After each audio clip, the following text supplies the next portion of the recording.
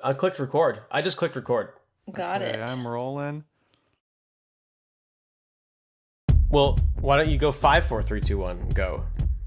Oh, I see you. I see your 4 and I raise you a 5. Okay. 5, 4, 3, 2, 1, go.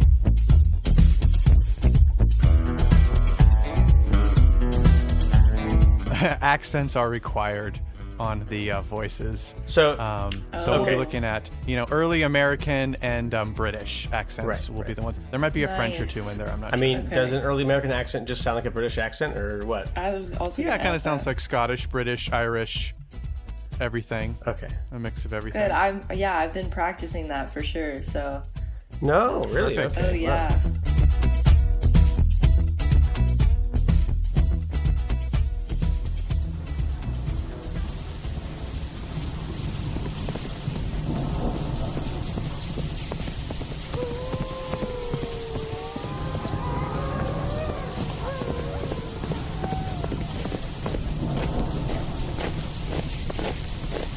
Come on. I must warn all the patriots of the British attack. I must alert my father's soldiers. I cannot fail. Ride on, Star. Ride on. Fun fact, Sybil Ludington's horse wasn't actually named Star. That was a fabrication by author Martha J. Lamb in her 1880 book, History of the City of New York. What's that, you say? You haven't heard of Sybil Ludington, let alone her horse? But you have heard of Paul Revere? Well then, shame on you. Just kidding, no shame here. You've come to the right place.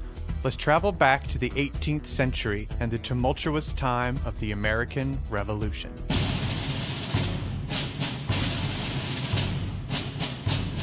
Hello everyone and welcome to History's a Joke, a podcast where we deep dive into different stories from history.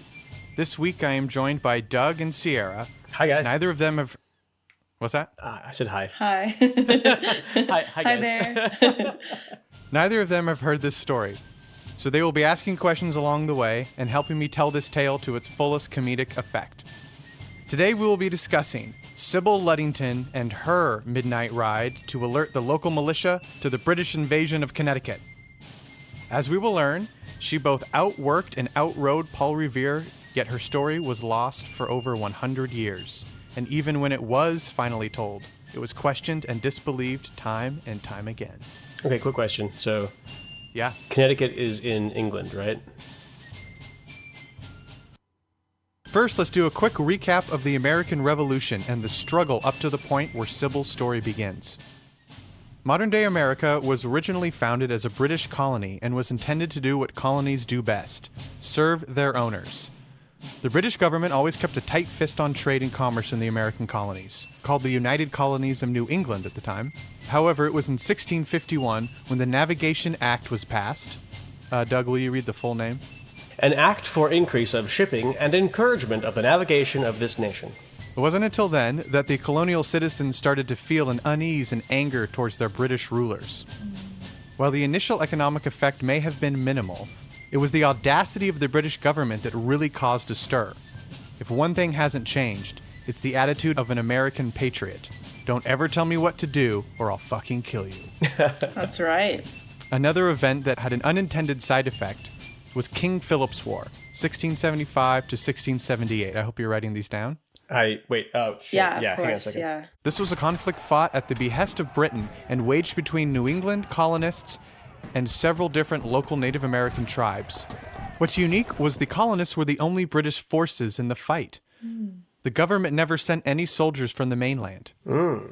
This, some theorize, created a uniquely American, or rather New English, identity. Colonists had fought for their crown and defended their homeland all by themselves.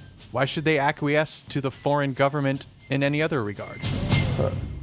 So, this is interesting. So, New England, that's this region in America, but I don't know what the actual border of it is, and I don't know what its like historical significance was. You know what I mean? Like, I guess because it's a group, because there was all these colonies, 13 colonies back in the old days, and then I guess some group of them was New England, and and then it just sort of that identity stayed until the modern day. That collection of, I believe it's the states north of New York. Okay. Okay. Yeah. So Connecticut, Vermont, And is Maine among them? Maine, yeah, Massachusetts, obviously. That's the Plymouth Rock, and things moved around because Jamestown was the original British settlement, and that was in Virginia, not at all in New England. But that was the the OG first British city in America. Okay, but the main point of my question really is just even at this time, the name New England existed. That was an identity that existed for a certain group of the colonies. Okay, cool. Yeah, and it was how they referred to themselves. Like I said, they literally officially called themselves the United Colonies of New England, and I think both back in Britain and the like, people referred to it as New England. Yeah, there you go. This mindset carried into the revolt of 1689, successfully seeking to end the recently imposed and aggressively disruptive Dominion rule over New England.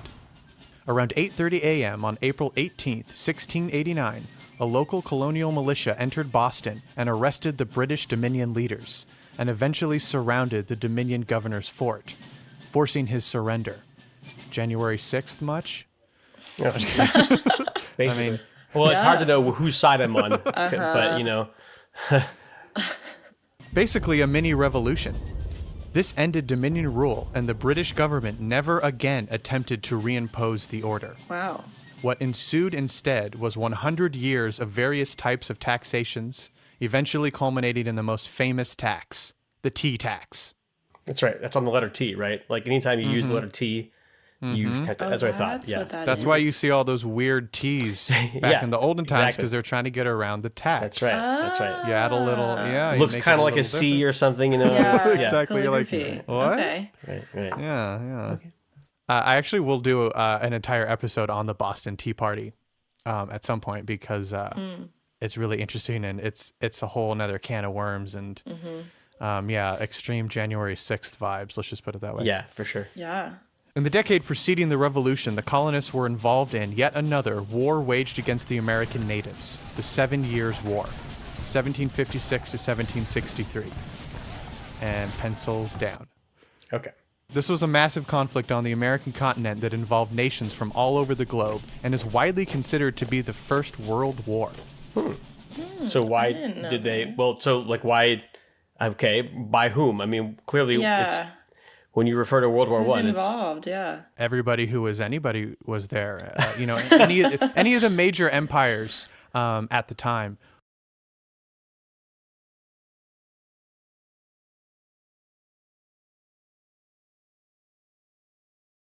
It was largely between France and Britain, and then there were people who either took sides or who were just trying to lay claim in the middle of all the chaos. Right. I see. So you're saying that some people were either trying to kind of curry favor with one side or the other in the hopes of good partnership in the future, and other sides were saying, well, while this unrest is going on, we're just going to see if we can get some land over there. Land, right? Yeah. And there were Dutch colonies, British colonies, French colonies, Spanish colonies, Portuguese colonies, you name it. Someone had some kind of... Originally, it wasn't just British. There were so many different kinds of colonies all over America. It was just that the British pumped all of the people there.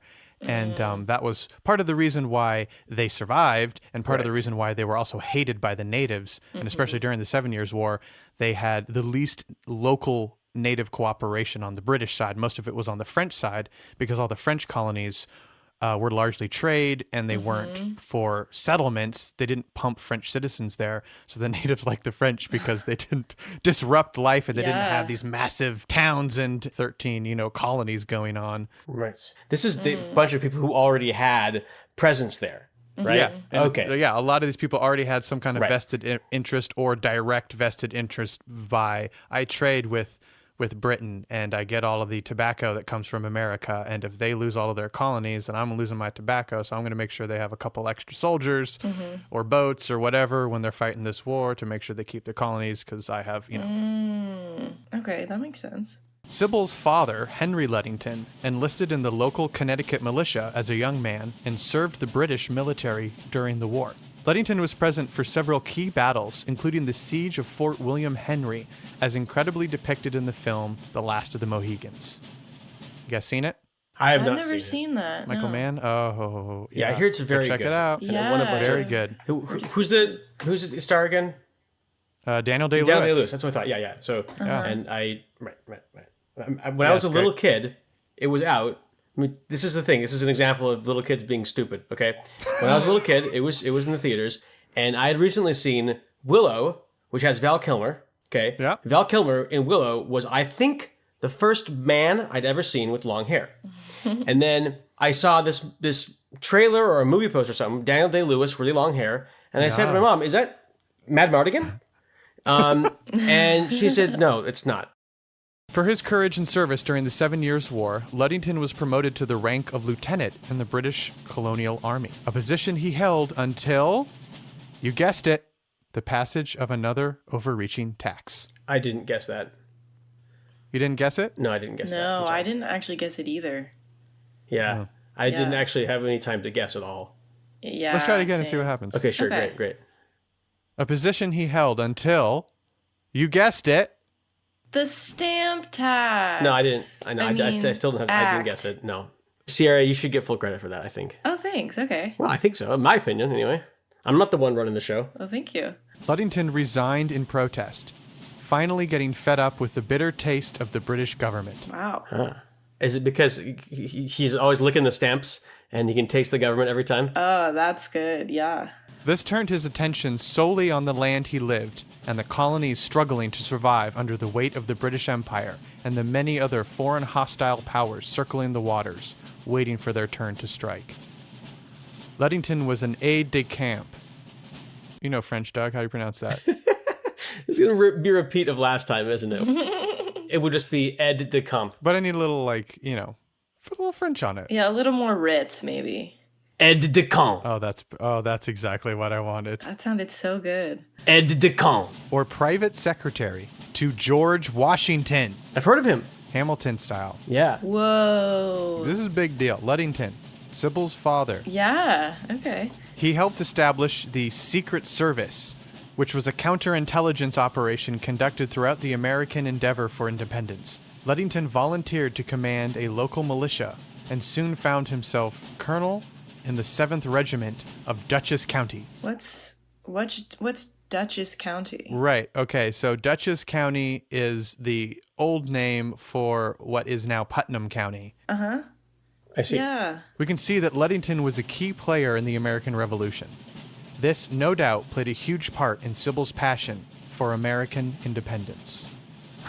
Also during this time, Ludington, missing his family, moved back to Connecticut and married his 14-year-old cousin. But there was a lot of cousin marrying going on. That's how you do it back then. Wow. Oh, yeah. Okay, great. So this is the proposal. So Doug can take Okay. Henry so and... I'll do yeah, Henry. yeah, yeah. All right. My dearest Abigail, the daughter of my aunt. Oh, should I say aunt? I should say aunt for sure. Okay, back it up. My dearest Abigail, the daughter of my aunt, my mother's sister. I have asked my uncle, your father, my mother's brother, for your hand in marriage. Please, dearest Abigail, accept this invitation to be wed, and take my hand, be my bride, and the mother to our 12 future children. Oh, Henry, that's the most romantic thing anyone has ever said to me. Of course, I will marry you and bear your 12 children, who will be both my mother's grandchildren and my grandnieces and nephews. We will be a tight-knit family, and we will be ruthless patriots to this colony.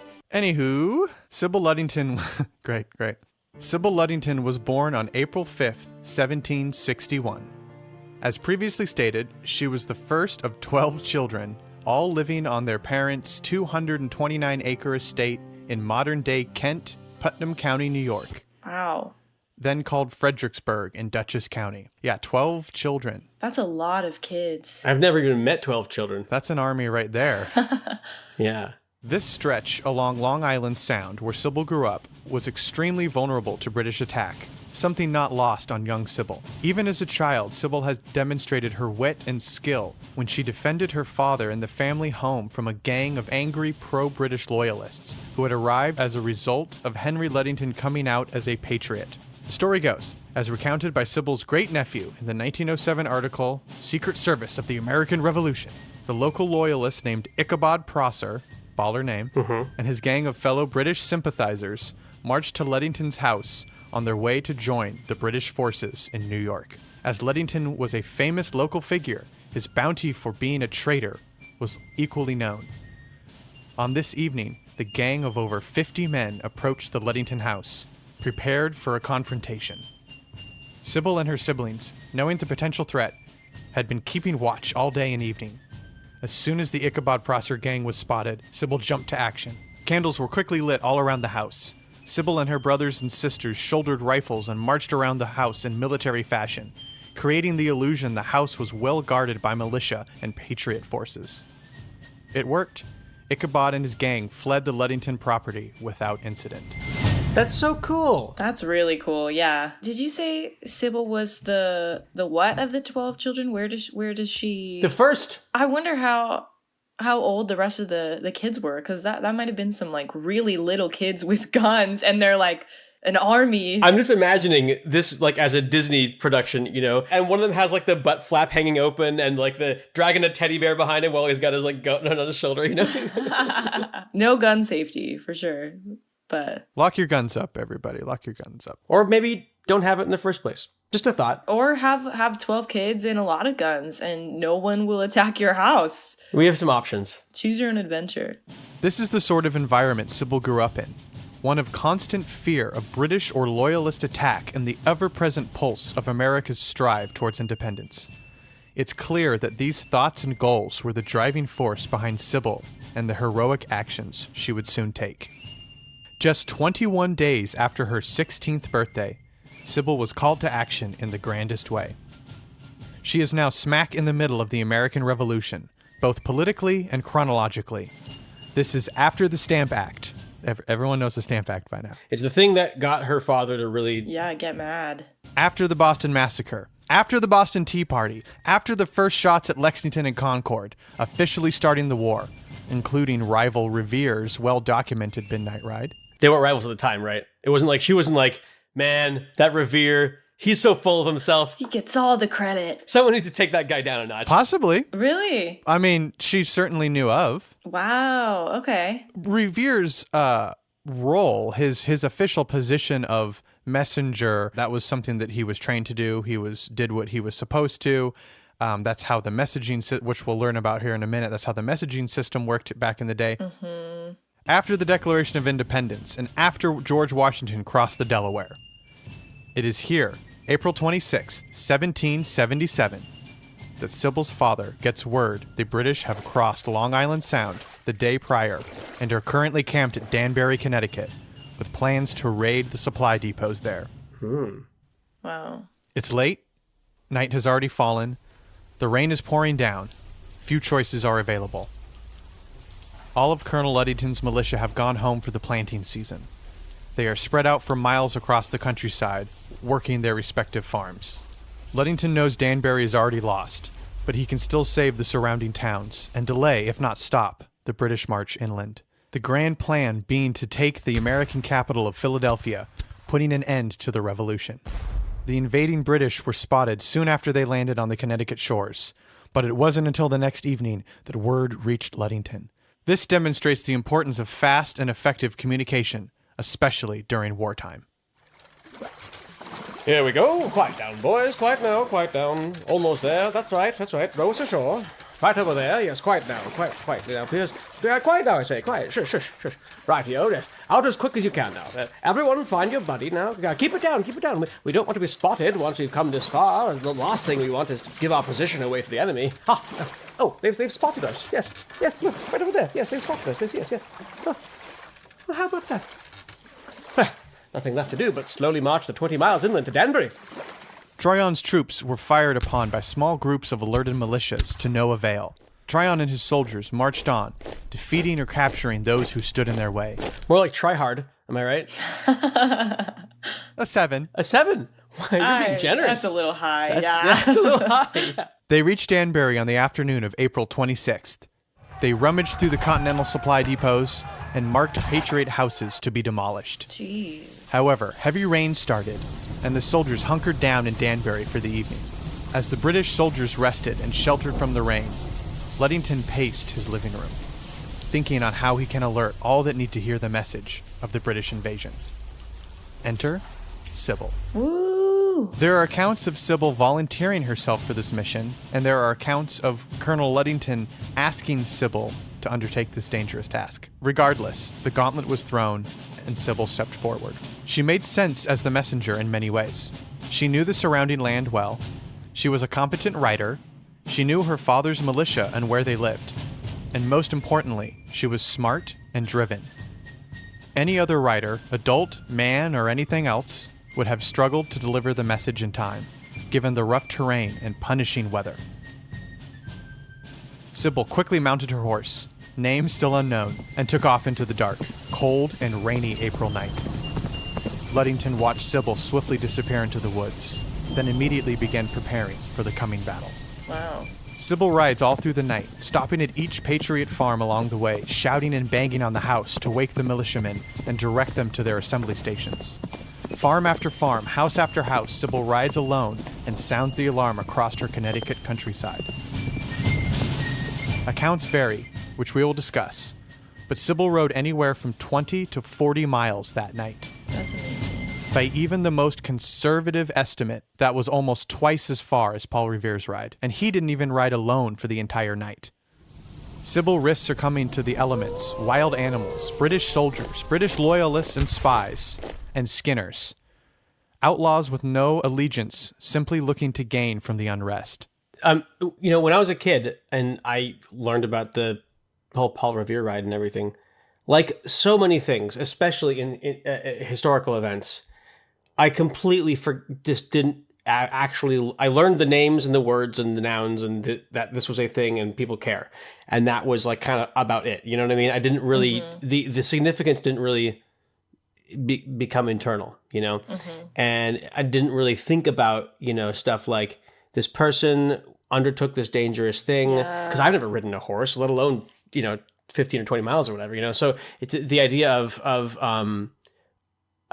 hearing about someone do that, especially when I was this little kid. It's just like I could not possibly understand how hard it is, right? And then now here, speaking of kids, right? Here we have a kid doing it. Okay, it's really remarkable. And then let's also add in the kind of the gravity of like this moment here where her dad is saying, "All right, sweetie, pack a lunch and off you go."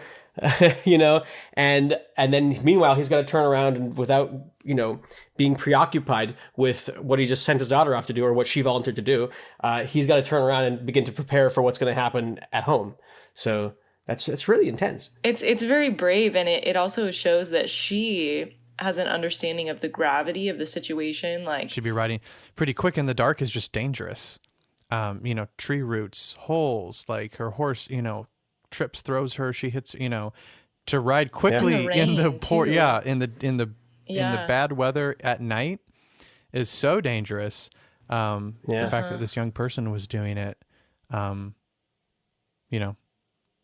as far as I know, Paul Revere had clear weather. People who are like strong activists and they have kids, and a lot of times their kids get their opinions as well. And then you'll see them, they'll be like, they show up to the protest, they got their signs written and they're waving them too, And so I'm kind of imagining this being like someone like that, We don't want to think about what kind of protests these folks would be at these days. Let's just put it that way. Let's put it that way. Exactly. It's good they didn't have bumper stickers on horses, because... Right. The horse has a brand on its butt or something like that. When we want to speculate about what would Henry Ludington be like, it's like the situations are so completely vastly different. One can form no meaningful guess because, back then, here he's got, what situation is he in? He lives in this colony and he has this oppression from the parent state, right? To me, what I see is a figure who is fighting against the man. He sees this clear, unfair oppression and he's fighting against it. With that in mind, I'd like to think that we would kind of be okay with this guy. I'd like to think he'd pull his mask up all the way on the flight, but he just won't. No, I know what you're saying. I totally get what you're saying. Yeah, we can't guess what he would be like these days. Mm-hmm. As Sybil was leaving the town of Carmel, I'm just saying Carmel because I don't know. I'm assuming it's not Carmel, right? It's Carmel. Yeah. There's a city called Carmel in California. Also, I've been to it. It's Carmel. Well, maybe that's a West Coast pronunciation. Oh shit! I'll do it both ways. You got it. Okay, good. As Sybil was leaving the town of Carmel, just kidding, I'm not. As Sybil was leaving the town of Carmel along her route, some accounts depict a local man offering to accompany her. Sybil reportedly declines and instead instructs the man to ride east to Brewster to raise the alarm. Nice. This, again, is the smartest thing to do and how the Patriot alarm system was supposed to work. One rider alerts a village or farm where more riders dispatch with different destinations, alerting even more riders until the message spiderwebs across the region. One messenger turning into tens of messengers. I like that. Yeah. By the time Sybil returns home, it is dawn and hundreds of militia have assembled. She is immediately congratulated by friends and family alike, and there are multiple accounts of George Washington and Rochambeau personally thanking Sybil for her courageous ride and acts of heroism.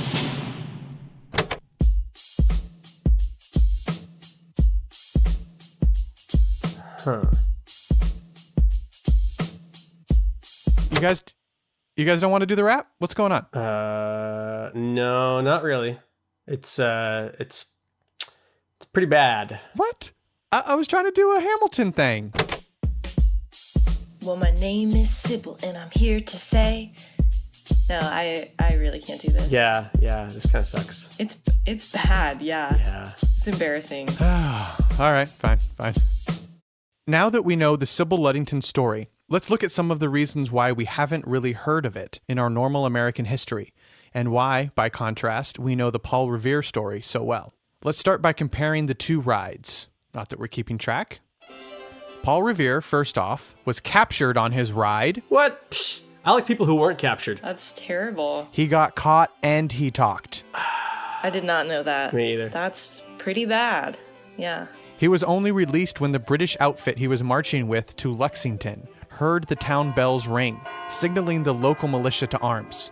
The British soldiers released their captives and fled back to alert the larger British forces. The American revolutionaries were aware of the impending invasion.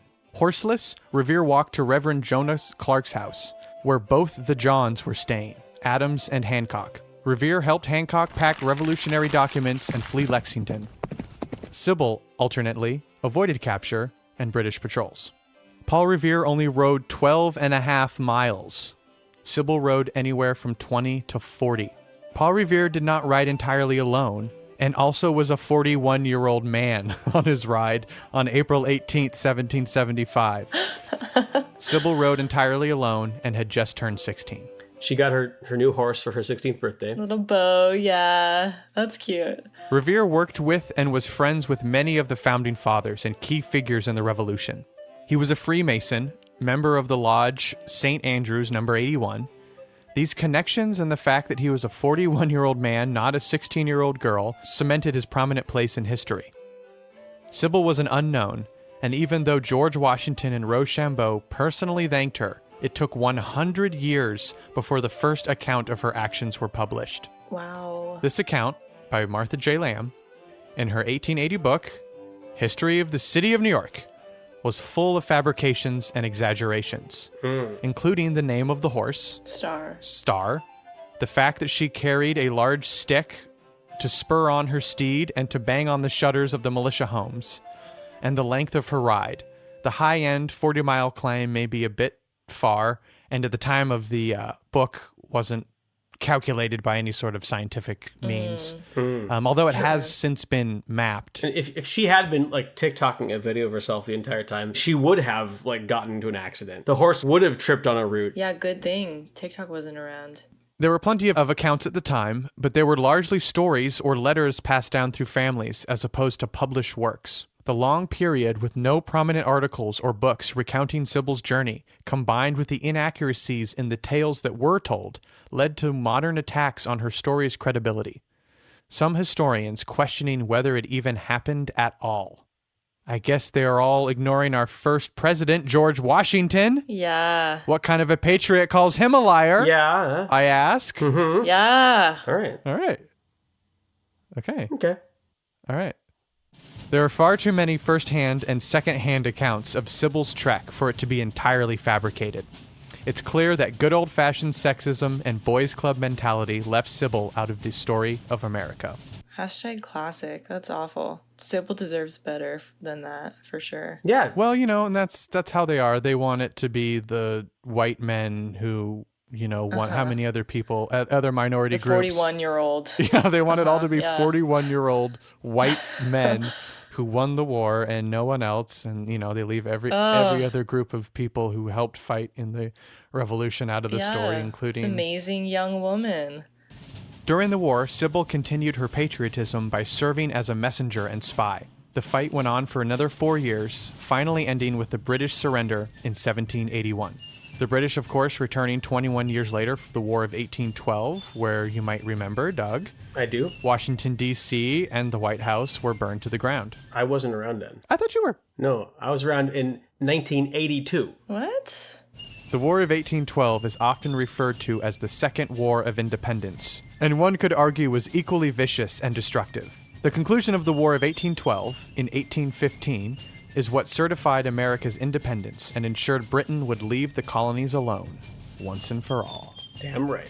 I would love to know more about Sybil being a spy. Yeah, me too. That sounds Is there cool. any more information about that? That sounds so cool. Only a few sources I even was able to obtain that from. That wasn't even common. Wow. She must have been a good spy then, if... Yeah, that's a good point. There's not a lot of information. She was really good, we could assume.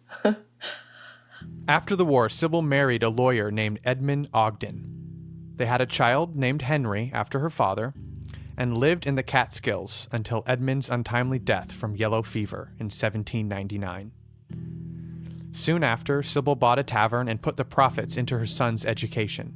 He eventually became a lawyer and then elected as a New York State Assemblyperson. Henry passed away, and Sybil followed closely behind on February 26, 1838, at the age of 77. She was laid to rest alongside her father. So, her child passed away young? Right before her. That's really sad. And she bought a tavern. Yeah. That probably wasn't common for women to be buying taverns. I cannot imagine, no, to be a property owner and let alone running a business. Oh, yeah. No, absolutely would have been another sort of pioneering thing. That's pretty neat. Yeah. Honestly, her husband probably died and she was like, fuck it. Like, I fucking rode in the Revolutionary War. I survived the fucking revolution, being a spy in the Revolutionary War. I'll do whatever the fuck I want now, I love that, yeah. A lot of these people were really religious, so there was probably a massive identity crisis, a massive religion crisis of like, why God, why are you even real? Why would you take my husband from me? And, all this kind of stuff of like, how could this happen? So it's an interesting reaction, but what a great kind of positive way to react to it. Mm-hmm. And for her son's education too, that's really, really cool. Again, I don't think I'd want to see them at a rally or a protest these days, but great initiative. After the 1880 Martha Lamb book, there was a 1907 article written by Sybil's great-nephew. This, and a general revived interest in America's founding, led to some recognition of Sybil, especially locally in Connecticut and New York. A statue was built in 1961 honoring Sybil, and in 1975 the Postal Service issued a series of commemorative stamps. Nice. The Stamp Act. The Stamp Act. Oh. Read the room, Postal Service. The Stamp Act. Also, it's a little like a stamp, like, give me a fucking break. Yeah. Put me on some paper money, then we'll start talking. Yeah. However, in more recent history, her story is still questioned and disbelieved. In 1996, the Daughters of the American Revolution, a lineage-based membership organization, so puke, declined Sybil's war heroine status, claiming that there was insufficient evidence to prove the validity of her claims. However, the local DAR chapter near Sybil's home remains steadfast on her story and continues to honor her to this day. Well, that's pretty cool. Yeah. So still a very controversial figure, apparently, as to whether it happened or not, or whether she deserves recognition, or people kind of can take it or leave it, it seems. So sorry to waste your time, everybody. Yeah, that's a really neat story, though. It is a really cool story, and I've never heard of Sybil. Yeah, that's the sad thing. Well, at least 2 more people know about it now. 3 more. I already forgot. I put a lot of faith in younger generations. I always think that that's where it's at. You know what I mean? Crosses one's fingers that your kids will be better than you at everything that matters. And that they'll learn from mistakes of the past and they will make fewer mistakes in the future. Ideally, hopefully, one can be optimistic and say that we're going to continue to progress and do good things. And it's really cool that this girl was inspired by the climate of the time, and especially within her family, from her father and all of this, to go on and say, hell yeah, I'm going to go all in on this thing that I really believe in. She committed to a really difficult thing. I mean, I never commit to difficult things, so that's pretty awesome that she was able to do that. Oh, I was thinking about how great it is to hear about women in history in general, but also young women, or in Sybil's case, like a girl, a teenager, and really like that. It takes so much bravery what she did, and it's interesting to think about what, inspired her to take that journey, and the conversations their family probably had, around the dinner table about what was going on and why her dad decided to, leave his position, and all of that feeding into her really making a difference and saving people's lives. It's nice to hear that perspective and like a lost story. Well, cool. Thanks for joining in. Yeah, I'm glad I heard that story. Yeah, me too. I feel inspired to ride a horse in the rain and protest some things. Yeah. And then you could TikTok it too while you go, right? And that's actually that's why I wanted to do it, was so that I could get TikTok famous. Yeah. That's good. I like that. You got anything to plug, Sierra? I would like to plug... no, I don't have anything. Looks around the room. Buy local. Buy local. Plug buy local. Pay for my groceries. Buy me a drink. No, I don't have anything to plug. Have a good day, everybody. You can reach out at historysajokepodcast@gmail.com. We are on Instagram at historysajokepod. You can find us online at lavenderfingerproductions.com.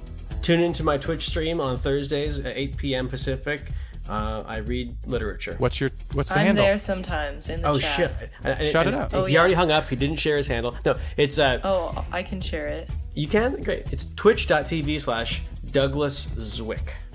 It's twitch.tv/Douglas Zwick. I was joking when I said I already hung up. I was trying to help you out. History's a Joke podcast is supported by listeners like you. Find us on Venmo at History's a Joke.